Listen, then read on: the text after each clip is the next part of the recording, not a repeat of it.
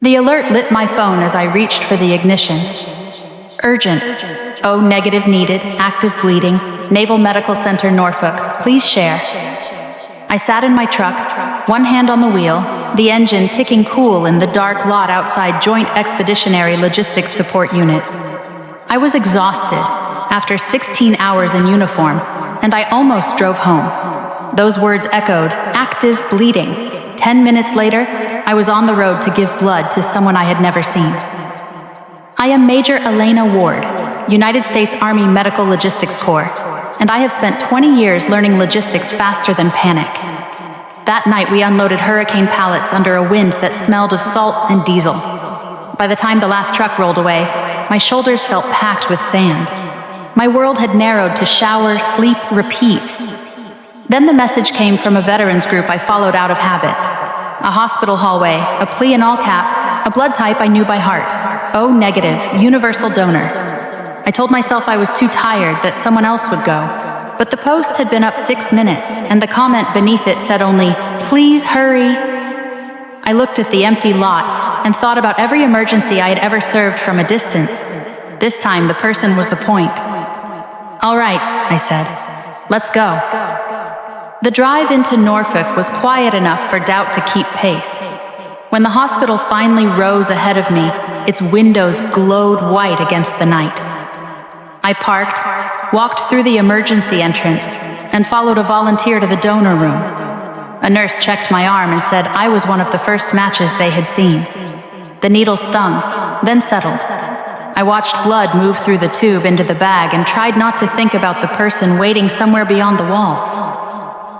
When the bag filled, I felt oddly calm. That was when I noticed the man beside me. He had been there the whole time, though I had not seen him arrive. He was silver-haired, straight-backed in a plain jacket. He wore no visible rank, but he carried himself like command. "Thank you," he said quietly. "I heard what type you were." I told him it was a post. He studied me with a look that felt almost familiar. "Not everyone turns around," he said. I gave him my name. He repeated it once. "I appreciate you, Major Ward." Then the nurse came to tell him the transfusion was helping, and his shoulders dropped by a fraction. I drove home with a sore arm and a strange lightness in my chest. The next morning, the routine resumed. Reports, inventory, briefings. 3 days later, a readiness review turned into a quiet reprimand. My commander told me I had left base without coordination. He called the decision personal. He called the reassignment temporary. I did not argue. I went to admin support and spent the next 2 weeks buried in spreadsheets while the flight line hummed outside my window. The work was dull, but I did it. One officer joked that compassion was not in the SOP. I told him neither was letting someone bleed while waiting for a form. In the evenings, I walked the waterfront and read the update posted by the veterans group. Donor found, patient stable, family grateful. That was enough. On Monday morning, Alvarez told me to report to the commander's office at 9. I expected another lecture. Instead, I opened the door and stopped cold, because the man from the donor room was sitting there in full dress uniform, 4 silver stars on his shoulders. My commander rose at once. "Major Ward," he said. "This is General Thomas Mercer, Deputy Commanding General, Army Medical Command." The general smiled and I knew him instantly. "We met in Norfolk," he said. "My grandson was the patient." The room went still.